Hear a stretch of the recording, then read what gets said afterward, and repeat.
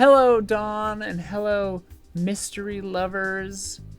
Dawn and I were fortunate enough over the last few weeks to get to play the new Famicom Detective Club, I guess, remasters, like Yeah, up gen, big time whatever. upgrade. Oh, huge time upgrades. Yeah, so there are two of them, the Missing Heir and the Girl Who Stands Behind. I played the Girl Who Stands Behind, and Dawn played the Missing Heir. Um, the Missing Heir is the first game, but the Girl Who Stands Behind is a prequel. So, like, the Missing Heir was released in 1988. The Girl Who Stands Behind was released in 89. But yeah, it's a prequel. So, like, now that they're both coming out at the same time, I really don't know which one you're supposed to play first. Like, Yeah.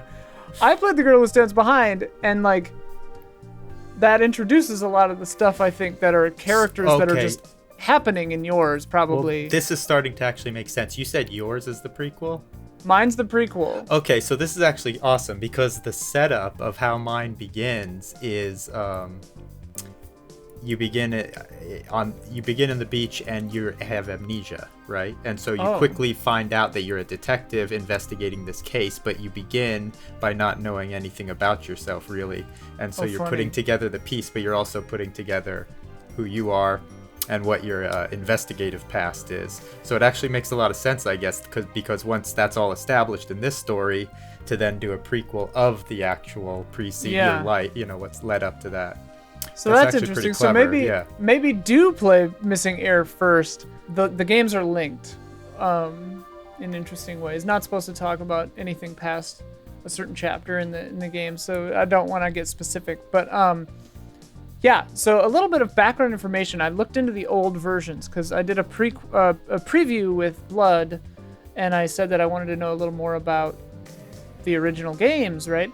So yeah, Missing Heir was 88 on the Famicom, and Girl Who Stands Behind was 89, and then Girl Who Stands Behind was actually remade and put out on the Super Famicom.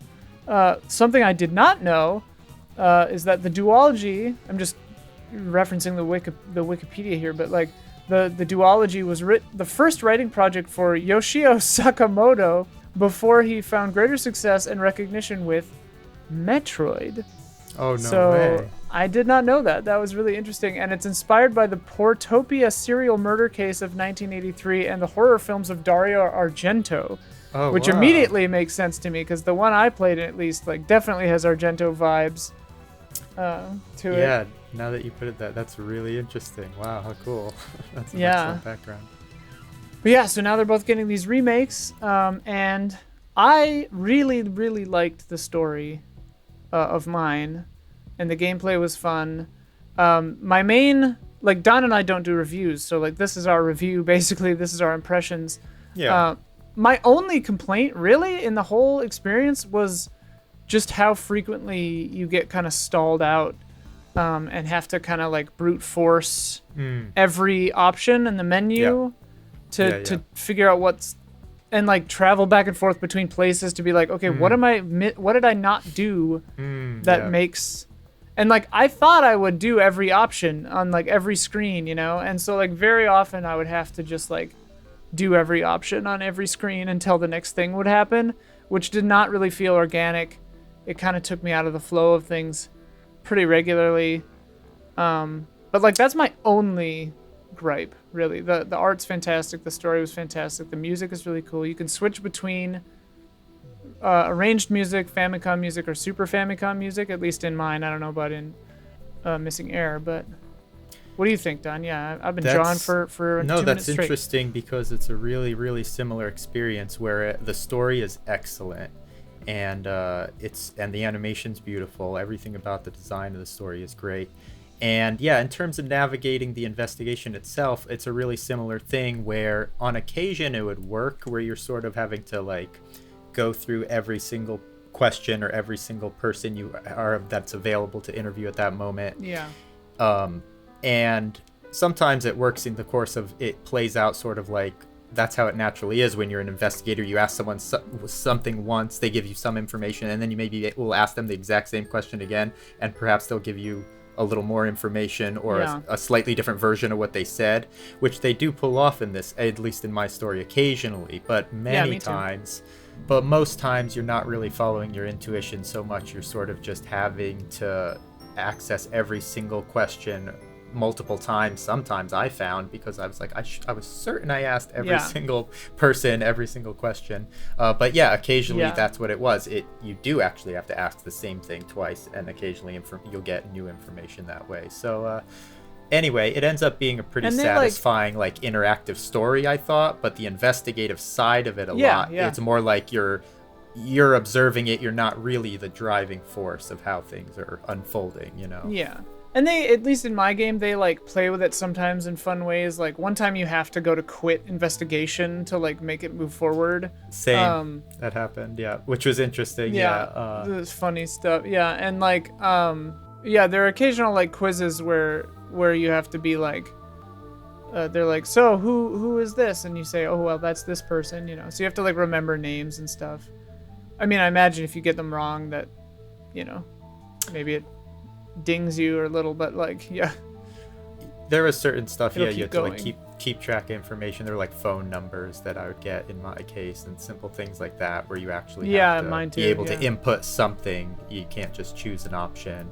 And sometimes the investigative thing where like you can actually manually move the little magnifying glass to inspect the scene, and sometimes that would like you'd have to do it multiple times to like find something actually different from the last time you'd been in the space and stuff like that. So I did find, especially in an example with the phone number, that like I knew what I needed to do faster than the game wanted me to know what I needed to do sometimes, I think, where it's like I knew I had to call this phone number to do the thing, like, because it just makes sense. But then the game wanted you to like talk to the lady 3 more times before it would let you like actually the phone would ring. And I was like, oh, okay, like, whatever. Like, yeah, same. So I'm so torn because I really, really loved the story and everything about it. The vibes of this game are so good. But yeah, that just got pretty annoying sometimes. That kind of because you would get stuck, right? Like you'd actually get stuck sometimes, where it'd last a while. Because sometimes you have several locations you can travel between, maybe 2 or 3 locations that you can choose to travel, and at those locations you have maybe a couple different people at each place that you can interview. So sometimes when you would get stuck, it would get very tedious of like trying to go back and forth and find what you're supposed to do when you don't really have a logical course you can follow. You know, you're sort of waiting for information to unfold. I want to say like there were maybe 4 or 5 times where I was stuck for like 5-6 minutes maybe of just like trying stuff over and over again to try to get it to move forward, and a few other times where it was just like a minute or so. And I never got like pissed, but it was like definitely not ideal. No, there were moments of tedium, like definitely tedium. It felt like and it made me think in those moments of like, I don't know if that came from, because I actually don't play a lot of like mysteries in this form, you know, this genre. Like, I didn't know if this particular one was just, this is reminiscent of its archaic design from that time within this genre, or if it's just, you know. Well, it's funny you say that, because I was curious about that too, and I actually tried to find some like fan translations, and I found a video of someone translating from Japanese into English as they were playing it for the Missing Heir, and I found a fan translation video of The Girl Who Stands Behind, and pretty shockingly 1-to-1 for The Girl Who Stands Behind. Like, I mean, obviously it was Super Famicom graphics, but like still really charming graphics, really good stuff, and the songs are like identical, you know, just Super Famicom version. I mean, you can switch to them in this game. It's the same song, you know. So I do think that is a holdover from the original design. I think that they were maybe too true to that, but like, it does seem to be a remnant of how the game originally was. So really, it kind of lends to that throwback kind of flair that these games have. I definitely wouldn't let that annoyance stop me from recommending this game, but it's definitely something I would mention to someone to say like, look, sometimes you're gonna have to just kind of like brute force a menu. Yeah. No, same like, thing. Yeah.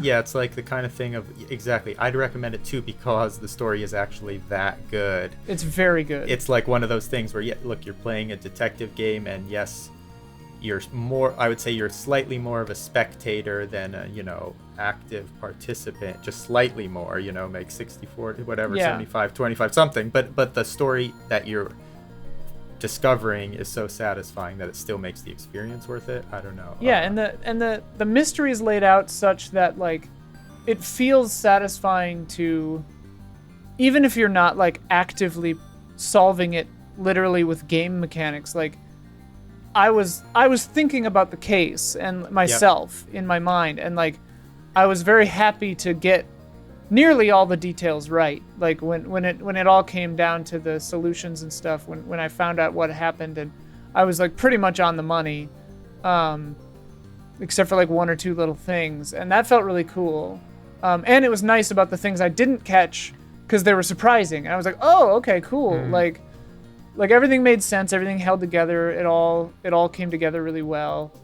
And it like the other thing I wanted to say is that the game, Girl Who Stands Behind anyway, like kind of has some really funny moments in it, like intentionally funny. Like it plays it mostly like, it's a light kind of vibe for a murder mystery. They're not like deathly serious or whatever, but they're not like comedy games either. But there are definitely some moments where the game has some fun with itself.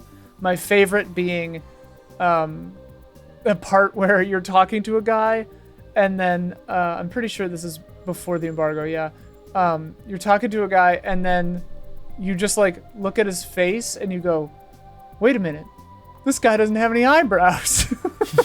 And it just made me laugh. It was so funny. It's a lot of little written. Moments like that. What? It's really well written, and the production design of it in this version is like really good. I mean, and because it's a really well put together mystery, and the way it unfolds is like a really good story. It reminded me a lot of. I mean, it's very consuming in the same way, listening to something like a radio play, of like a slightly interactive radio play or something like that, And obviously you have the nice artwork and everything too, but it was like quite enjoyable overall. I would say. Yeah, I would say for any fan of visual novels and mystery genre stuff, like if you just feel like reading a mystery story, this is like, one better than that, because you're. That's what it feels. It feels like a little bit of a choose your own adventure. Yeah, but you're still, limited in certain paths. It's definitely a pretty visual novel kind of vibe, but really really well done. I enjoyed it a lot. I'd be curious to know if you had played this back in the day. I would imagine it'd be super enjoyable to go back to it, even if in this form. And the translation is really good too. So if you played it in Japanese before, the voice work, everything was like really solid, I thought. Yeah, fully voiced in Japanese. Yeah, really good. Beautiful score, beautiful like sound design. Yeah, I mean it's just like a really well fleshed out interactive mystery. Yeah. It made me want to listen to Murder on the Orient Express again or something. Yeah, it kind of feels like that. It's sort of like radio place to listen. Slightly spooky kind of. Yeah, it had a little bit of spookiness in it. And obviously we haven't gotten into the stories at all and stuff because I think we'll just leave that to you. This is just our kind of. Yeah, I'm so nervous about ruining anything. Yeah, I don't want to talk about the story at all. Just this is just our general like technical impressions and recommendation of the game. I mean, like, we're not reviewers for Easy Allies. We just cut the damn things. So, I mean, like, I hesitate to give it a number score, but, like, it'd be decent, like 8 or something. I don't know. I didn't really put too much thought into that. But the main detractor, which would knock it down, is brute forcing the menu sometimes. But, like, it's not a deal breaker at all. Like, definitely a fun title. Yeah, it was fun. I want to go back and so where's there more in this series though, or were these the only just two? Just the two. Well, there was a third one. Called BS Tante Club Yoku na Kaita Kato. Again, I'm sorry, I don't speak I don't know if it Japanese at made it all, so I'm here. sure I butchered that. Which was made available briefly through Satellaview in 1997. Oh my gosh. Satellaview I've never heard of. I don't know what that is. Apparently it's a satellite I was gonna modem say that's that like peripheral satellite Super Nintendo that came out the like Super way Nintendo ahead of in 95. Yep. But I Okay, think it was apparently. only in Japan. I'm pretty sure it was only Japan. I don't think it ever made it over here. So yeah, apparently the third one was briefly made available on Satellaview. That Satellaview has all kinds of lost treasures, dude. That's I keep wild, hearing about dude. the most random things That's that were only wild. available on that. Yeah, and it was way ahead of its time. But yeah, effectively like that haven't been lost to history. Just a duology is how they even refer to the series. But yeah, man, fun stuff. I recommend it.